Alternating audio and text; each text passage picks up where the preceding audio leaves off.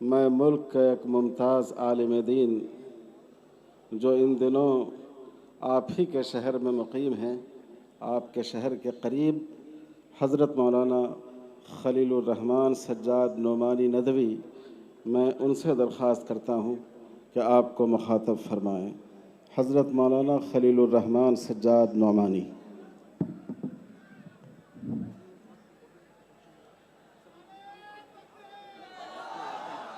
نعرہ تکبیر، نعرہ تکبیر، مسلم پرسنل لا بورڈ، مسلم پرسنل لا بورڈ۔ الحمد لله وكفى وسلام على عباده الذين اصطفى أما بعد أعوذ بالله من الشيطان الرجيم بسم الله الرحمن الرحيم يا أيها الذين آمنوا عليكم أنفسكم لا يضركم من ضل إذا اهتديتم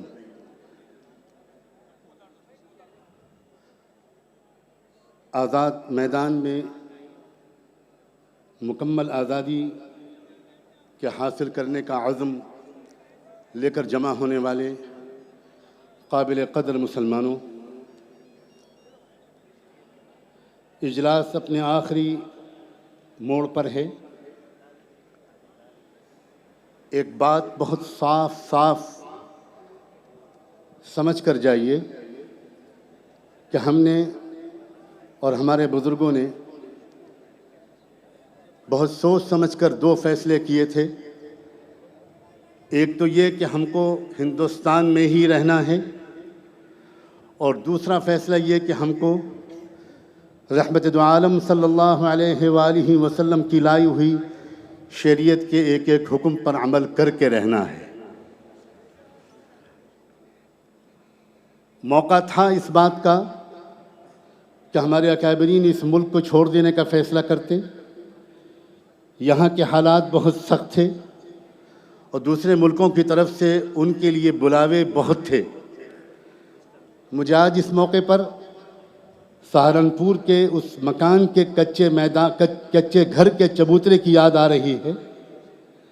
جمع ہوئے تھے شیخ الاسلام حضرت مولانا حسین احمد مدنی، عارف باللہ حضرت مولانا عبدالقادر رائے پوری، داعی اللہ حضرت مولانا محمد یوسف کاندھلوی، اور ریحانۃ العصر امام المحدثین حضرت شیخ الحدیث مولانا محمد زکریا۔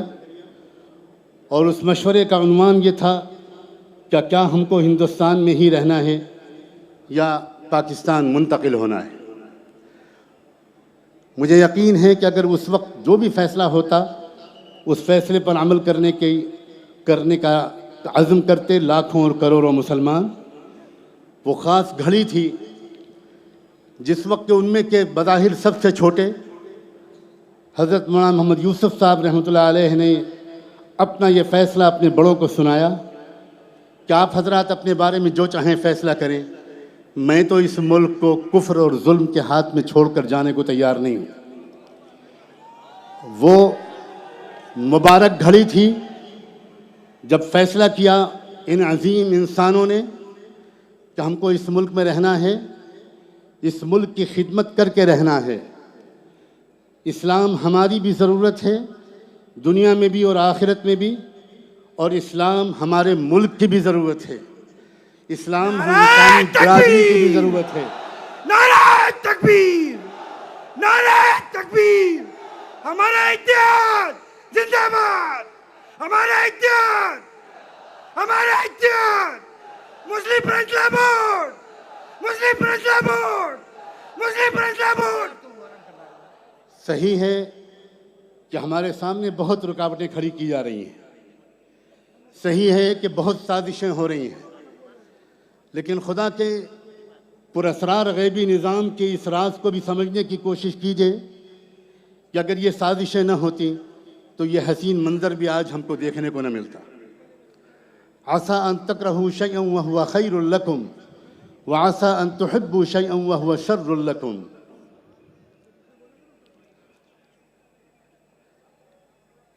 ایک بہت عظیم خاندان کا ایک عظیم فرد تھا جس کا تذکرہ قرآن مجید نے یہ کہہ کر کیا ہے کہ یہ واقعہ انسانی تاریخ کا بہترین واقعہ ہے جو ہم تم کو سنانے جا رہے ہیں۔ اس فرد کا نام تھا حضرت یوسف علیہ السلام، بہترین خاندان کے بہترین فرد، مکمل بے گناہی کے باوجود، پاک دامنی کے باوجود اور صبر و تقوی کی عظیم المثال شخصیت کے حامل ہونے کے باوجود ان کو اس وقت کی حکومت نے بے گناہی کے باوجود جیل میں ٹھونس دیا تھا اور پورے ملک میں بدنام کر دیا تھا۔ 9 سال وہ اس جیل میں رہے، لیکن تقدیر نے ایک عجیب و غریب فیصلہ کیا۔ وہ ملک ایک بحران میں پھنسا اور اس بحران میں پھنسنے کی اطلاع اس ملک کے حکمرانوں کو اسی مظلوم یوسف علیہ السلام کے ذریعے سے ملی۔ جب انہوں نے خواب کی تعبیر کے عنوان سے اس ملک کے حکمراں کو، جو دنیا کی سب سے بڑی سپر طاقت کا حکمراں تھا، اس کو یہ بتایا کہ آپ کا یہ ملک اگلے سالوں میں ایک زبردست معاشی بحران کا شکار ہوگا، 7 سال تک غلہ پیدا ہوگا، اس کے بعد 7 سال تک ملک میں خوش سالی ہوگی، گویا 7 سال کی پیداوار کو 14 سال تک خرچ کرنا پڑے گا۔ وہ ملک کا حکمراں سمجھتا تھا کہ ہمارے ملک میں ایک بھی ایماندار آفیسر نہیں ہے۔ کرپشن کا جو حال اس ملک میں تھا، اس کو سمجھنے کی صلاحیت ہم ہندوستانی لوگوں میں جتنی ہے شاید عرب کے علماء میں بھی نہ ہو۔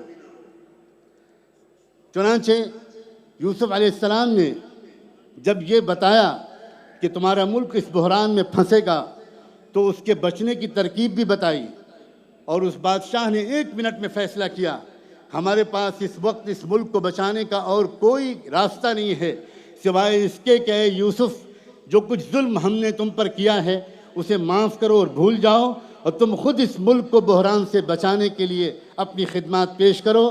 تو اس سراپا صبر و ہمت شخص نے تمام ظلم بھول کر، دل سے معاف کر کے اسی ظالم قوم کے افراد کو بھکمری سے بچانے کے لیے اپنی مخلصانہ خدمات پیش کی تھیں۔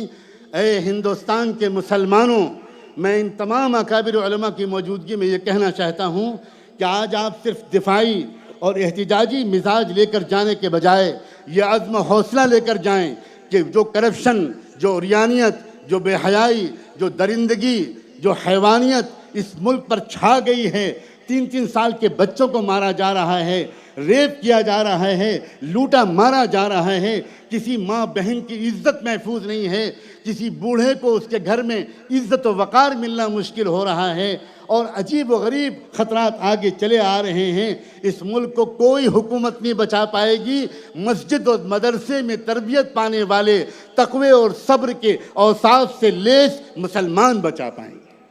نعرہ تکبیر! اسلام اسلام اسلام! مسلم پسند لابور! لیکن اس کے لیے آپ کو خود مکمل مسلمان بننا ہوگا۔ بہت سی تقریریں اب تک ہوئی ہیں، بہت بہترین تقریریں ہوئی ہیں جن کا رخ حکومت کی سازشوں کے خلاف تھا، لیکن میں آپ سے پوچھنا چاہتا ہوں، کون سی حکومت کا قانون ہے جو آپ کو بے پردہ کروا رہی ہے؟ کون سی حکومت کا قانون ہے جو آپ کی شادیوں میں فضول خرچیاں کروا رہی ہے؟ کون سی حکومت کا قانون ہے جو آپ کو اسراف پر، جہیز کے مطالبوں پر اور جہیز کے نہ ملنے پر، بچیوں اور بہوؤں پر ظلم کرنے پر آمادہ کر رہی ہے؟ وہ کون سا قانون ہے جس کی وجہ سے آپ ذرا سی بات پر ناراض ہو کر اپنی بیوی کو طلاق دے ڈالتے ہیں، غیر شرعی طریقے پر دیتے ہیں، اور پھر آ کر علماء کو مجبور کرتے ہیں کوئی شکل نکالیے کہ وہ بیوی واپس آ جائے؟ کون سا قانون ہے؟ یہاں اپنی کمیاں ہیں، یہاں اپنی غلطیاں ہیں۔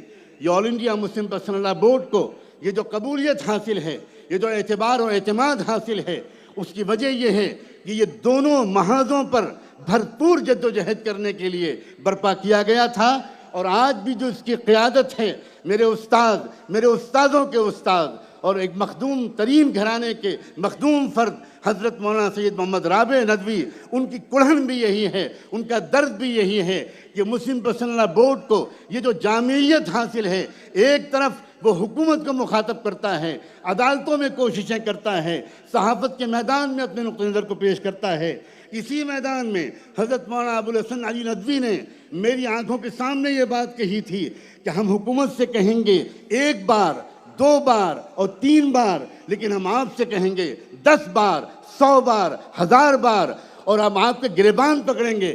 آپ شریعت کی مخالفت کر رہے ہیں، آپ شریعت کی خلاف ورزی کر رہے ہیں، اس لیے آج اس میدان سے یہ دونوں رخ کے عزائم لے کر جائیے تو ہمارے اکابرین زیادہ مطمئن ہوں گے، استقبالیہ کمیٹی کے ارکان زیادہ مطمئن ہوں گے کہ ان کی محنت رائیگاں گئی۔ ایک طرف مسلم پرسنل بورڈ کی آواز پر لبیک کہیے، آپس کی صفوں کو متحد رکھیے، اور دوسری طرف حکومت کے تمام ان ناپاک ارادوں کو اپنی ہمت کے ساتھ اپنے حوصلے سے خاک میں ملا دیجئے۔ حکومت کو یہ پیغام پہنچ جانا چاہیے، اس صوبے کی حکومت کو بھی، مرکز کی حکومت کو بھی، یہ صوبہ بھی ایک قانون ایسا بنانا جا رہی ہے، بنانا چاہتی تھی۔ وہ تو اللہ کا شکر ہے کہ یہاں کی کابینہ میں ایک ایسا صاحب ایمان وزیر ہے جس کی کوشش و تدبیر سے وہ قانون رک گیا ہے، لیکن آج نہیں تو کل وہ قانون پاس کرانے کی کوشش کی جائے گی۔ ایک طرف تو آپ اس کا بھرپور پیغام دیجئے یہاں پر کہ ہم نہ صوبائی حکومتوں کو نہ مرکزی حکومتوں کو شریعت میں ترمیم کی اجازت دیں گے، اور ساتھ ساتھ اللہ سے آج عہد کیجئے، اللہ سے معافی مانگیے۔ اب تک ہم سے خود اپنی گھریلو زندگی میں، خاندانی زندگی میں جو بھی کوتاہیاں ہوئی ہیں اللہ اسے معاف کر دے۔ آج کے بعد سے ہم پورے دین پر عمل کریں گے، پوری شریعت پر عمل کریں گے۔ وآخر دعوانا ان الحمدللہ رب العالمین۔ مسلم پرسنل لا بورڈ شریعت میں مداخلت برداشت نہیں کریں گے، نہیں کریں گے۔ مسلم پرسنل لا بورڈ۔ حضرات، جناب صدر کے خطاب سے پہلے یہ آخری خطاب آپ کے سامنے تھا، جس میں آپ کو پیغام دیا گیا کہ جہاں ہمارا رخ حکومت کی طرف ہو وہاں ہم اپنے آپ کی طرف بھی متوجہ ہوں۔